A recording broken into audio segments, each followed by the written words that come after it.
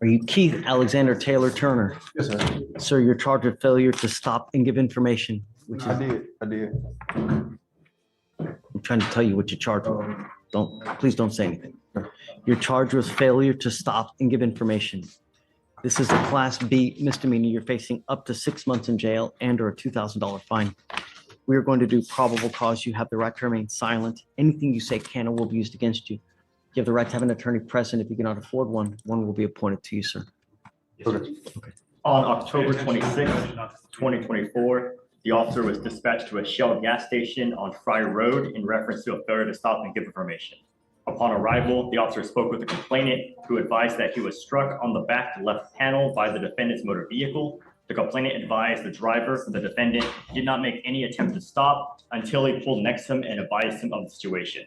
That is when they pulled into the Shell gas station, and the complainant advised the officer that the defendant denied hitting his vehicle, did not want to cooperate by providing information, and said the defendant. Okay, let's pause here. The charge is failure to stop and give information. That may sound minor, but legally it's serious. It's the Texas version of a hit and run. Even if the damage is small, refusing to share your info flips it into a criminal case. And did you catch the defendant's response? I'm gonna get my tacos and leave. Not exactly the smartest legal defense strategy. Was resistant to giving his name. When the complainant advised the defendant that cops were on their way, the defendant responded saying, "I'm going to get my tacos here and I'm leaving. I don't have to give you shit." Before the defendant left, the complainant captured a photo of the defendant, his vehicle's license plate, and his vehicle. The complainant estimates the total cost of repair to be approximately $5,000. Okay. Mr. Taylor Turner, I'm going to find that there's probable cause to go forward with the case. Do you have a valid Texas driver license, sir? Can you run his license, please? Yes, Your Honor. It's eligible. I also see a prior evading arrest in a motor vehicle as well.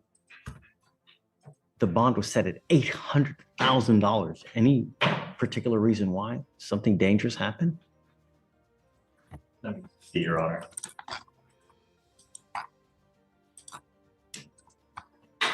That's crazy high for an evading. What happened? It says that Dead body? there was somebody trapped inside a vehicle that had to be transported to Katy Memorial Hospital to be checked out using Harris County Rescue EMS. So in the evading case, it was that he was fleeing. He was going and he hit a tree after attempting to hit emergency vehicles. And then upon hitting the tree, I believe a packed passenger was trapped in the vehicle and had to be transported to medical. Do you have liability insurance in your name, Mr. Turner? Yeah, Mr. my Taylor insurance Turner. already said they were gonna take care of it. Okay. I'm just asking you have liability insurance in your name. How old are you, sir? 28. What do you do for a living? I don't work right now. I'm looking for a job. When is the last time you've had a job? Where were you doing? I was working at Walmart Why'd you stop? because I moved. So what are you going to do with the rest of your life? Work. Did you graduate from high school? This is where the hearing takes a dramatic turn. The judge looks beyond the current charge and into the defendant's history. Past behavior often influences how courts view future risk. What seemed like a minor case suddenly feels much bigger. And the court is clearly paying attention. School. Got my GED. Okay. You got to do something. I know. You know, you're 28. You've got no prospects. You got nowhere going. You got kids? How many kids you got? 2. Oof. Really? You going to give me attitude? No. I'm sending you now for a drug test. I want to know what, if anything, is in your system. You're to come right back. If you fail to take a drug test, if you fail to come back, I'm going to make your bond so high you'll have teeth falling out. Do you understand? Take a seat for me. I'm sorry, I missed the page. What did you say? What is your last name, sir? Oh. Of course, Mr. Jackson. Right back with us. You're now charged with possession of marijuana. You're facing up to 6 months in jail and or a $2,000 fine. We're going to do probable cause. You have the right to remain silent. Anything you say can and will be used against you. You have the right to have an attorney present. If you cannot afford one will be appointed to you, sir. On November 4th, 2024, officers conducted a traffic stop on the defendant's motor vehicle after observing it stopped in a moving lane of traffic at Hillcroft Avenue. Upon approaching, the officer observed the defendant exit from the driver's side door of the vehicle and walk to the front of the vehicle. The officer advised dispatch about the traffic hazard, and upon approaching the defendant, observed a small plastic baggie containing a green leafy substance that was in plain view on the driver's seat. The total amount of marijuana was weighed to be 5.9 grams. So he gets pulled over for just stopping. He was stopped in a moving lane of traffic. Oh, he was just stopped. He was stopped. Yes, Your Honor. Got it. All right. Mr. Jackson, I'm going to find that there's probable cause to go forward with the case. Do you have a valid Texas driver license? Yes, sir. Can you run his license, please? Do you have valid liability insurance in your name? Yes, sir. I got not. It's in the car name though. It's in both our names. No. It's in two people's names. No. I want to know if you have insurance in your name. I don't know if it's in my name. Then you're not allowed to drive, and I'm making that a condition of your bond. Until you show me that you have car insurance in your name, you're not allowed to drive. Do you understand? I'm also ordering you not to use or consume alcohol or illegal drugs. I will randomly test you. If I find that you're using illegal drugs, I will revoke your bond. I'll put you in jail. You will not get any more PR bond. Do you understand? You look amused. Mr. Jackson, you're now working on your 1, 2, 3, 4, 5. Now the Now he judge shifts from legal questions to life choices. He's focused on the defendant's future, not just the charge. No job, 2 kids, and no clear direction raises concerns. Some call it tough love, others call it harsh. What do you think? 6, 7, 8, 9. 9th case. Your second weed case within the last 2 months. What's amusing? What do you do with yourself these days? Do you work? Yes, sir. You will be signing an affidavit with me today promising me you're not going to drive, Mr. Jackson, number 1. Number 2, we are going to reset your case to give you time to hire a lawyer. I'm going to bring you back in 40 days. I'm ordering you not to use any illegal drugs. That includes marijuana, and I'm going to test you again. If I find that you test positive for marijuana, I'm going to lock you up. Do you understand? Okay, come on. So, Vic, set it 43 days to come back, and we test him on when he comes back.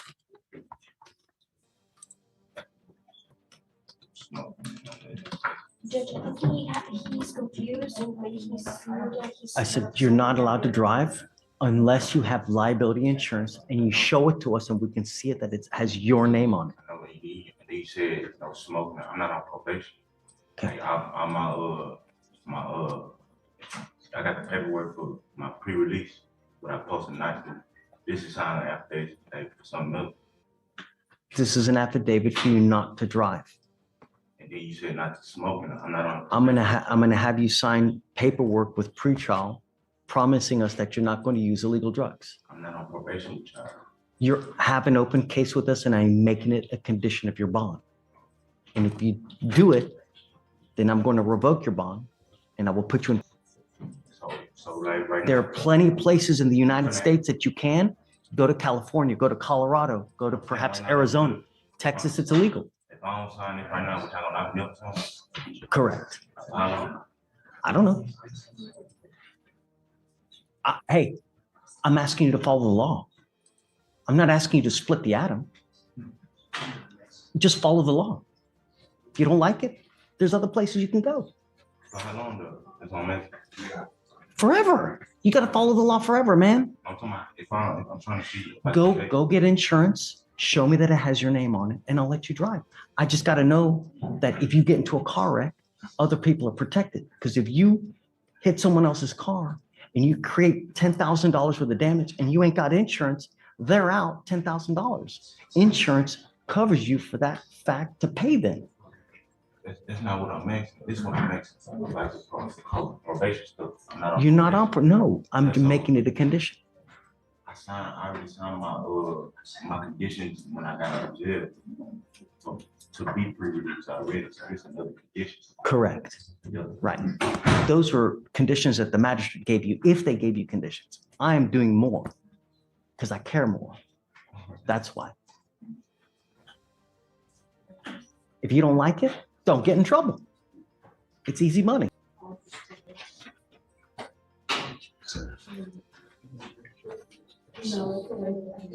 I'm not happy with you. An ankle monitor is built on one thing: trust. If it repeatedly goes offline, that trust disappears fast. The defendant claims the device is malfunctioning. But the court sees a pattern of noncompliance. And patience is running out. You have a monitor on your ankle. It's been dead. Is it still dead now? I keep my charger with me. I keep it with me wherever I go. But my ankle monitor is messed up. They said it's malfunctioning, so sometimes. Felicia, tell me what's going on with Mr. McCollum now. So, I believe on the 2nd, we lost service until the 5th. And then it came back on, and then on the 8th, his last court date, it went off again for about 6 hours. I reached out to get the specific times, but I haven't heard back yet on that. But it was off for a confirmed 6 hours, and we have received signals since then back. Yeah. And we send messages out to tell them to report 49 to have the device inspected as well. And if they have any issues with that, they're instructed very thoroughly to let us know. Yeah, I keep my charger with me, but I think it's something wrong with my thing, because the thing got off and it gets wet when I get in the shower. You keep your charger on you, but you don't use the charger because it has gone dead over and over. And I don't care if you come here with a baby to try to save your ass from going into custody. I'm not trying to save him. I'm the only one that could have watched him right now. What's going to happen if you go to jail? These are things that you think about when you're in the free world and when you have bond conditions. Because when you break the bond conditions, what happens to you? I did call them and tell them that I think it's a malfunction on my team. They said they could see my signal, and they give me. You repeatedly have the device that goes out. I'm going to do this. I'm going to do that. I'm going to call this people. But you are, though. The device has gone dead. 3 days over there. Now 6 hours over here. What am I supposed to do? I was unaware of it being dead. I put it on the She's charger. telling me they reached out to you. No, they do. Every time they call me, I put it on the charger. They call me. They do call me and I put it on the charger. Why do they have to call you to even tell you to put it on the charger, Mr. McCollum? Sometimes I'm at school. A lot of times a day I can't charge it at school. My charger is not close to my barber station. So why can't you charge it at night when you're at home with the baby? I do. Sometimes it acts as if it's charging, but it's not charging. So it's not that I'm not trying not to charge. I do try to charge it every day. Judge, I would ask if the court would instruct him to go by 49 Sanderson today, just for them to check the device, and if there is something wrong, for them to put it. I'm putting him in jail. I don't know what you're going to do with this kid, man. I haven't done anything wrong, sir. I promise. But you have done something wrong. You've repeatedly done something wrong.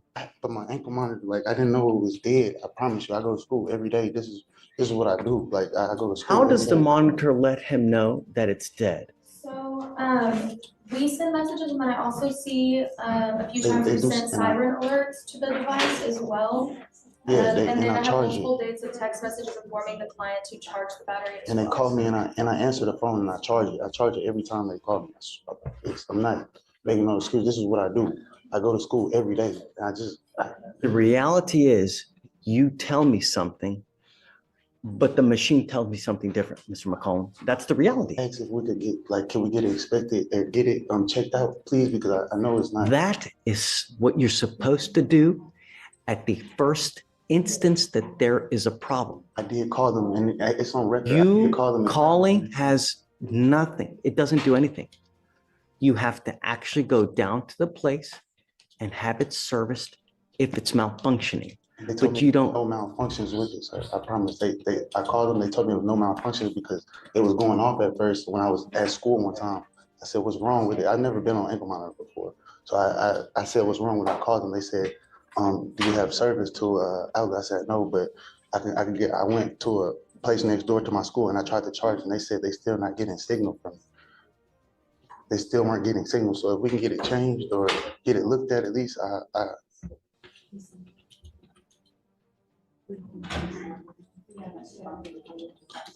Judge, I would ask if he could get a new device, if we could reset this a week, and if Here's what we're going to do. I'm now sending you for a drug and alcohol test. I want to know what, if anything, is in your system. Sir, Do you understand? sir, You were to come back tomorrow. Don't come with a baby. Do you understand me? sir, Don't come back here with the baby. sir. Because if you're here and I put you in custody for one reason or the other, I will call CPS. Do you understand? Sir. But here, whoever you are, I don't care who you are, we will hold you accountable. And if you continue to piss on my leg and tell me it's raining, there will be. And here comes the judge's rawest line yet. Don't piss on my leg and tell me it's raining. Translation? He's done with excuses. This is classic courtroom theater. Half legal order, half verbal smackdown. But underneath the drama, the stakes are clear. One more misstep and this D. Issues. Do you understand? I will not entertain you telling me I got to do this, I got to do that, my malfunction, this. They reach out to you ad nauseum to tell you that there are issues. And you coming here and telling me, well, I don't know about this, I don't know, it's disingenuous. We get it. Ankle monitor looked Just go to 49 at. San Jacinto. Where is that? 49 San Jacinto. First thing is first, I'm sending you for a drug and alcohol test.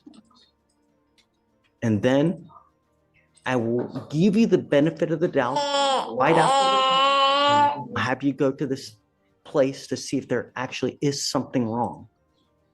You will be back here tomorrow. Understand?